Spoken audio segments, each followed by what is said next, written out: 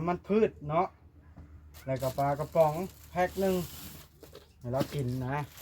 ไข่แป๊ะหนึ่งก็เป็นเงินทางเอื้อยจุลี่เพิ่นพุ่นละเนาะเพิ่นก็เบิ่งเห็นแล้วก็เพิ่นอีต้นโดยตัวทาบ่มีแนวกินหั่นนะเพิ่นเลยให้เฮานะมาซื้อให้มานี่นะมาผัดบ่เห็นเจ้าของเฮือนเพิ่นช่ำเนาะโดยเอ้ยตีก็ไปทางใดบ่ได้ก็ล่ะมื้อเก่งมื้อหยังกันน่ะครับเรามื้อหาลิ้นน้องแม็กผัดไปปลูกอ้อยปลูกมันรับจ้างบ่หรือมันตัวเองรับจ้างนาลีก็ไปนะแม่โดยน้องลาปลาไปให้เจ้าเบิ้งมานี่ตัวนี้นะจะเปลี่ยนกันเบิ้งเนาะเลยเราเอากินบ่ได้เราให้แล้วนะกว่าจับดึงออกจากถุงนะเอาแบบนะไม่ให้ละเอาเครื่องนึ่งเราอันนี้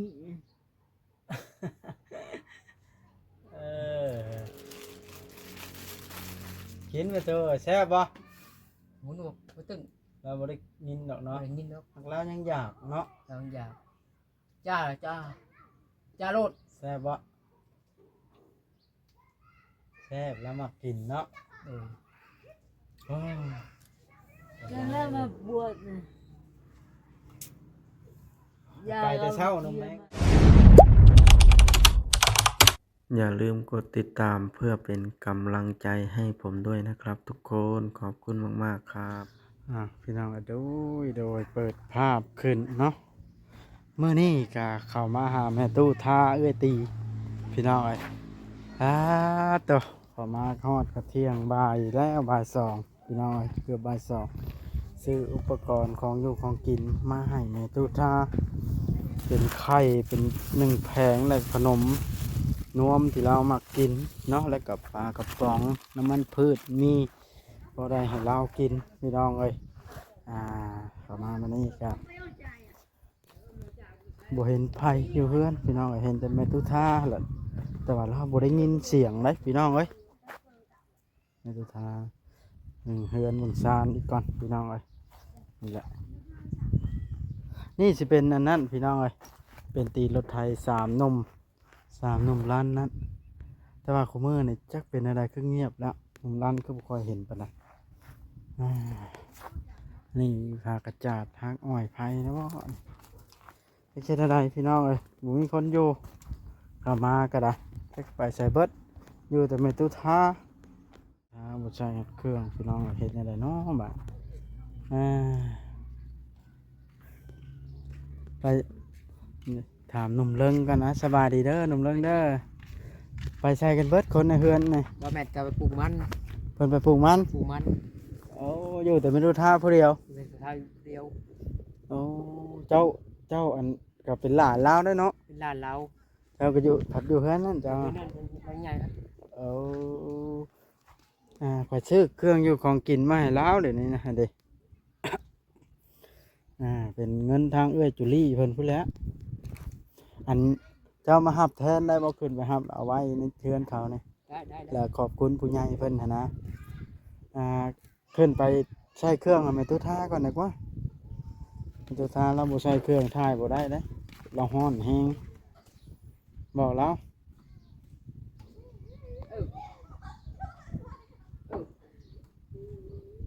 กันมอเช่นนะเดี๋ยวตัวกันมอนี่เพิ่นเว้ากันพี่น้องหลายแนวยังเขาซื้อมาใส่เครื่องให้แล้วแหละมาเอาเครื่องขึ้นนี่ซอยกันมันฮ้อนจักไปทางใดเนาะ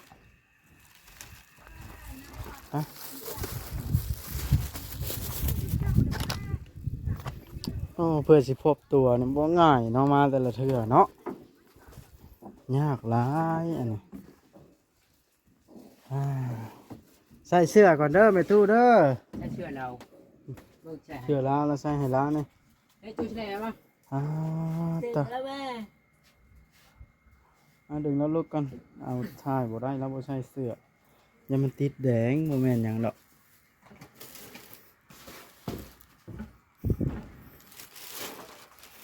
โอ้บนอยู่บนนอนมาเข้าไว้เป็นมาเข้าไว้แล้วไปได้นี่เนาะ โดย เข้าสารเราเห็นอยู่2 สอบวานนี่เด้หรือมันหยังแน่นี่2 สอบเพิ่นบ่ได้ซื้อข้าวมาให้มีข้าวสารอยู่ลมทางเป็นใหญ่ไปก่อนนั่นแหละยายครัวเพิ่นน่ะพี่น้องเอ้ยทางแม่เอื้อตีก็มานอนอยู่นี่มันฮ้อนแม็กนอนนี่น้องนาลีน่ะนอนอยู่หันก็มีตัวทางแม็กนอนอยู่นี่เดือนมันห้อยเด้อยู่มีห้องเออ ใช่แหละ เอานั่งเจ้าก็ได้เพิ่นอันนั้นเพิ่นพากไว้น้ำเจ้า โดย ให้ดูแลแม่ตู้มานี่เนาะ โดย เอาเอาบ่เป็นหยังใช่นะ ให้เรา เปรี้ยวเปรี้ยวเปรี้ยวเปรี้ยว แล้วสิเฮ็ดหยังนะ แล้วกิน แล้วอยากขนม อยากเปรี้ยวแล้วทายไว้ เฮ้ยแกะให้แล้วรถแกะให้แล้วรถ แก่ตา ซื้อให้ แล้วอยากว่านนี่ก็ได้กินค่อยชื่ออันนั้นมาให้แล้วว่าในขนมแน่ครับอันนั้นนะแกะให้แล้วกับน้ำปั่นเราเคยได้กินแล้วอยากกินไหมตุ๊ขนมแล้วมากินเอาพี่น้องเอ้ยโอ้การตั้งกล้องก่อนก็ได้ตัวนี้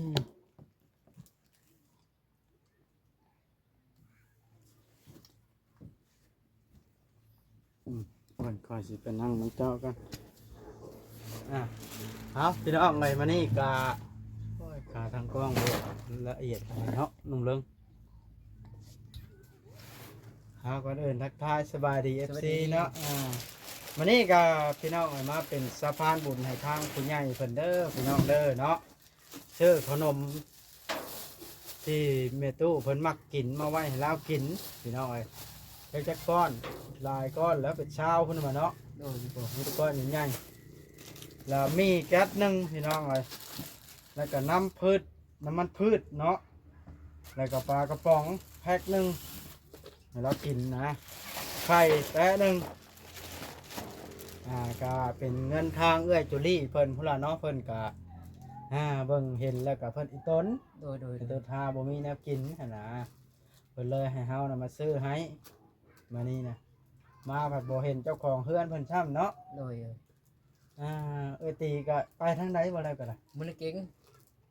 มึงหยังน่ะ ครับเราเหมือนหาลิ้น น้องแม็กขัดไปปลูกอ้อย ปลูกมัน ปลูกมัน ปลูกมัน ปลูกมันรับจ้างบ่หรือมันตัวเอง รับจ้าง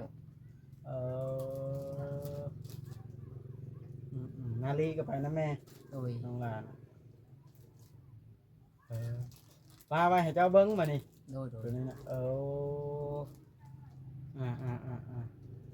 ปัดตะเปลี่ยนกันเบิ้งเนาะเลยแล้วเอากินบ่ได้แล้วให้แล้วนะกว่า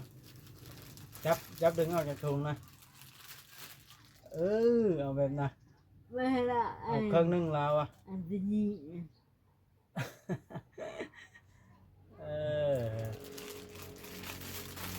กินไปเถอะแซ่บบ่ หมุนบอกไปตึ้ง เราบ่ได้ยินดอกเนาะ อะไรยินเนาะ หักแล้วยังอยากเนาะ เราอยากจ้าโลด แซ่บบ่แซ่บแล้วมากินเนาะ โดย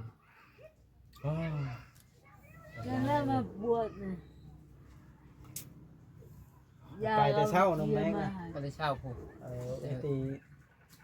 ค่อยมาบ่เห็นจักเถื่อจังเป็น ตี ไง อะเดี๋ยวช่องมือเราก็มาแล้ว เป็นช่องชะมือเพิ่นบ่ได้จังมา โดย เอา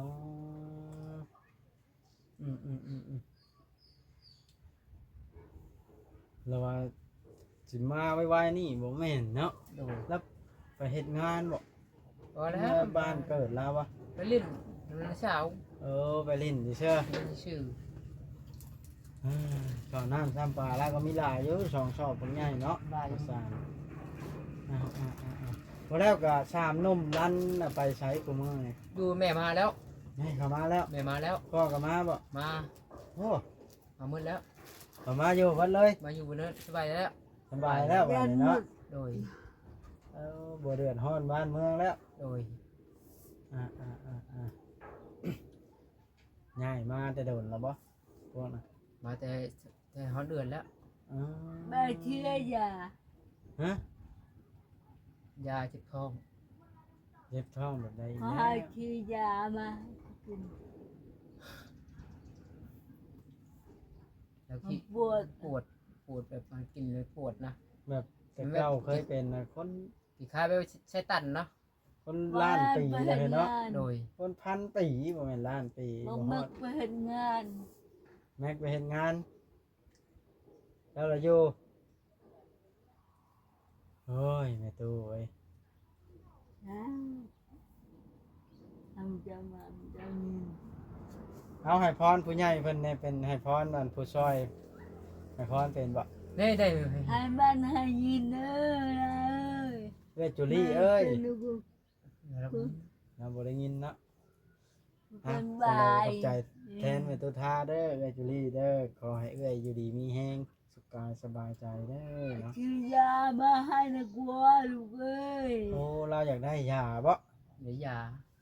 แล้วค่อยสิแล่นเอาไปซื้อมาให้ในห้านอันนี้เนาะเอามาสุกันเนี่ย โดย อาจจะมียาอันแบบเราเคยกินยา เอาไปนะกลัว ขาวๆนั่นเลยว่ะน้ำเย็นๆนะ ยาได้เวลากินทีแรกมีอยู่นะ ตะกี้น่ะเนาะ โดย แล้วค่อยซื้อแล่นเข้ามาให้ก็มันมีถ้าบ่มีแล้วก็มื้อหน้าพุ่นแล้วเนาะ โดย เพราะว่าในห้างใกล้นี่อาจสิมีถ้าบ่มีแล้วก็มื้อหน้าก็ซื้อมาแต่ซิโน ขับบัวคอยดีอยู่บุญ มันปัวเจ้าดี ดีให้นุ่มมาบ่แม่ทับ ดีนี่ให้นุ่มมา แล้วก็บ่จักเด้อปัวได้อปัวความเฒ่านี่เนาะ โดย สิ่งที่หาปัวบ่ได้คือความเฒ่านี่ล่ะปัวได้บ่จะว่า เนาะ ฮะ เดี๋ยวมันเท่าแล้วปวดไปปวดใจเลยปัวข่อยใครชื่อยาชื่อเลย อืมปัวความเฒ่านี่ค่อยปัวยากอะลิ อืม ปัวอันให้นุ่มมานี่เนาะยอมคือกันนี่เฒ่าเอ้ยปัวให้เจ้านุ่ม คนจะปีแล้วเจ้าว่า นี่นะ อ่ะ 6 7 8 10แล้ว กว่าแล้ว 90เนาะ รุ่นร้อยแล้ว ร้อยแล้ว 90ร้อยแล้ว เลี้ยงค่อยชิ้นใหญ่เลี้ยงค่อยนี่แล้วเลี้ยงนะชิ้นใหญ่ นี่นะเดี๋ยวเราเฒ่าแห้งละเกิดก้อนวัตถุสุนทรจนแท้เราเกิดก้อนวัต เราเอาชื่อน้ำกินแล้วร้านบ่มีเงิน อ่า ชื่อร้านอยู่แต่บ่มีเงินอยู่ เขาว่าหายตายก็ไม่ตายอยู่ ให้ตายก็บ่ตาย อยู่เพื่อทรมานก็ อยู่พอดีทรมานค่อย โยเจ้าผัดอันกินข้าวแซ่บโยอยู่ไปน้ำลูกหลานโดนๆเนาะอิ่มแล้วบาดนี่ ดีเนี่ย หันเราเนาะ อ่าน แต่เพิ่งเราได้แบบนี้นะก็เห็นนะ เพิ่งเนาะ สักปีแล้ว2-3 ปีผ่านมาแล้วก็ยังคือเก่าอยู่แล้วก็เห็นหุ่งอยู่วะ เห็น เห็นหุ่งอยู่วะ เฮิมอ่ะเฮิมหยาไม่เฮิมไม่หยาน่ะไม่เฮิมอ่ะไม่เฮิมไม่หยาได้มัดมาอ่ะพังกันน่ะมัดมาอ่ะ มัด พังกันน่ะเฮิมหยา เพิ่มอ่ะ เฮิมเห็นเห็นแล้วบ่ เป็นยิง ไม่ว่าละอายุหลายแล้วเว้ายากเลยเนาะ ผมไม่ปวดแน่ อ่า ๆพอจะกินเด็ก จักสิให้ผู้ใดก็คนผู้ใหญ่เพิ่นก็ได้บาทนี่เราผัดบ่ได้เงินเนาะ โดย เจ้าเป็นหลานแล้วให้ขนมมือขอบใจผู้ใหญ่เพิ่น บ่ได้บ่ ฮะ ขอบใจเนาะ ขอบใจผู้ใหญ่เพิ่นที่ซื้อของเปรี้ยวของกินมาให้ในโต๊ะ ที่ขนมยำของปลา อ่า ขอบใจหลาย ใช่ ดีมีแห้ง เป็นได้เลย จังไดก็ขอบมกขอบใจขอบบุญขอบคุณเด้อเอ้ยจุลีเด้อเนาะที่ซื้อของอยู่ของกินแล้วก็ไข่หยังต่าง พระช้างตัวไหน ๆให้แม่ตู้เพิ่นช่วยคนเฒ่าคนแก่เนาะแม่ตู้นี่เราก็สิได้กินหลายมื้อแต่เด้อปลากระป๋องไข่นี่เนาะแล้วก็ขนมนี่พี่น้องแล้วก็สิแบบว่าหลานเราก็สิบ่อุกแนวกินบันไดเนาะแต่เก่าจักสิให้เพียงกินมานี่ให้เรากินหยังมาเนี่ย กินกับข้าวอ่ะ อ่า กินกันนี่แหละ บ่น้ำมานี่นะเรากินข้าวกับหยังแล้ว จักมันยังบ่เปิดมันมียังนะ บ่มีหยังเลย โดย เออ นี่แหละพี่น้องไอ้แม่ เอ้ยจุลี่เพิ่นน่ะเพิ่นบ่ทิ่มบ่ป้าคนจนขวัญใจคนจนอะไรว่าง่ายๆซ้ำนางผ้าคนจนเพิ่นบ่ได้เคยใจดำเนาะอ่าดีพี่น้องเอ้ย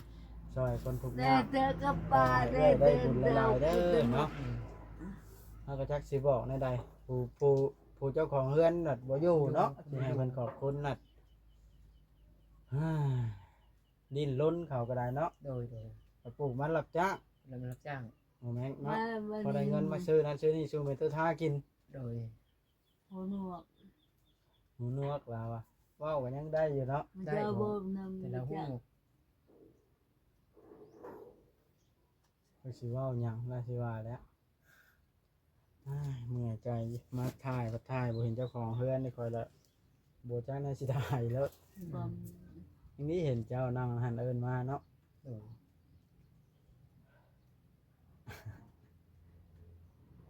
ชื่อได้บ่แม่โตชื่อได้บ่ชื่อได้บ่ มาเจอเบอร์น่ะ ดาว มาเจอเบอร์นั่นน่ะบาบอส เอาอะไร บาบอสมันจะถ่ายมาเจอเบอร์น่ะ แล้ว บาบอสมาเจอเบอร์นั่น ก็เลิศ เราคนดู ได้ยินเลย เรายินเลย บ่เป็นหยังไม่เท่าเลย เราบ่เข้าใจนะ นี่แต่ว่าให้เจ้าน่ะเก็บไว้นึงแหล้วให้เพิ่นกิน โดย มันก็บ่ยากเจ้าละเด้หามีนะอยู่ให้กินเราอยากแล้วเราเอิ้นเนาะเราเอิ้นได้บ่เราอยาก ได้ มาแกให้เรากิน เลิศ บาบอสเธอช่วยให้นี่บาบอสเจอเบอร์นี่มือหันน่ะบาบอส แต่ปีกายนี่เรายังเว้าเรายังได้ยินอยู่ได้ เออ ธรรมดา จำผมได้ มา นะ จากลูก บ่จักเนาะแล้วมันเราเฒ่าแฮงแล้ว ไปมี แล้วเว้าหยัง ฮะ ก็ไปมี มี มี ปลากระป๋องไข่ขนมนี่อยากทอดก็ทอดกินให้หลานทอดให้เด้อ ทำไมล่ะได้ ไหนเด็กเนาะ เราจะเบิ่งไข่บอกแล้วนะ เออ ไทย เอาไว้กินเด้อ ไข่ไก่ จ้า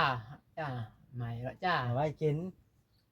พาที่อะไรกิน หลานนี่ นี่จ้าคือจ้ามาจ้าจ้าไม่ใจแล้ว มาเป็นเห็ด บ่เป็นเฮ็ดกับหลานผู้อยู่นี่แหล้วเฮ็ดให้กิน มีเนาะ อันนี้มีใครกว่าให้เขาไปหามื้อได้มื้อบ่มาสู่กิน เอาปุ้ยได้แทน ฮะ มี มี แล้วของป้า โอ้ยเนาะอันนี้น่ะก้องขอโทษขออภัยทาง FC เด้อลาเฒ่าที่แล้วเราบ่เข้าใจเนาะ โดย เอาคลิปก็บ่ได้ท่ายืนยาวสิได้จบคลิปได้หนุ่มรันเลยหนุ่มมันหนุ่มหยังก็หนุ่มเลิงหนุ่มเลิงพุ่นหนุ่มแม็กก็บ่อยู่เนาะ มันปลูกมัน เอตีกับโบอยู่เด้อพี่น้องเด้อแต่ว่าอันนี้กับลานของเพิ่นคือกันเลยเอิ้นเพิ่นมาเวียนเครื่องเวียนของให้เก็บไว้กินเอ้าอย่างใดกาคลิปนี้สิได้ขอจบเพียงซ้ำนี้เด้อพี่น้องเด้อเนาะเฮาก็หยุดเรื่องดราม่ามาถ่ายช่วยเหลือผู้ทุกข์ยาก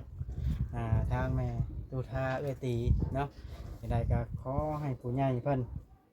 มีแต่ความสุขสุขกายสบายใจมีแต่สุขกายสบายใจเด้อเนาะบ่ให้ มาเนี่ย FC มา เว้าถึงเพิ่นว่าบ่ดีแนวนั้นแนวนี้บ่มีผู้ท่อเพิ่นดอกพี่น้องเพิ่นเห็นคนทุกข์ยากเห็นคนจนเพิ่นสิช่วยเหลือให้พอได้อยู่ได้กินถึงช่วยสิบ่หลายกันเนาะก็ถือว่าหลายพอสมควรสำหรับแท้เฮานะเนาะบ่มีไผช่วยซ้ำนี้คือเพิ่นแล้วนี่เอาโอเคบาดในคลิปนี้สิได้จบคลิปซ้ำนี้แล้วสิไปบ้านน้องแต่ก่อนบาดพี่น้องเอ้ยมันสายแล้วข้าเวียกเลยมาสายแน่มื้อนี้เนาะบ๊ายบายผิดพลาดประการใดก็ขอโทษนำหลายๆเด้อเนาะนะเก็บไว้เด้อหนุ่มรันนี่หนุ่มเลิง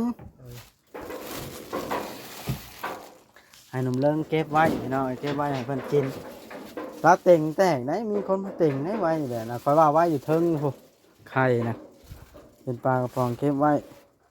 ไปว่าเราอยากเราเอิ้นเจ้ามาเองเนาะ โดยโดย เราเอิ้นเป็นอยู่เอิ้นบ่ดังๆนึงเครียดแต่ว่านี่ผู้ใดอันนี้ นี่แหละ ฮะ เก็บว่านี่บ่ ก็เห็นว่านี่เครียดนี่ ได้จิจูได้ เออ แล้วว่าหยัง แต่จะเล่าให้ก็ให้ค่อยมื้อแหละบ่ให้เขาอยู่ก่อน เออเอาบาทนี่แม่เท้า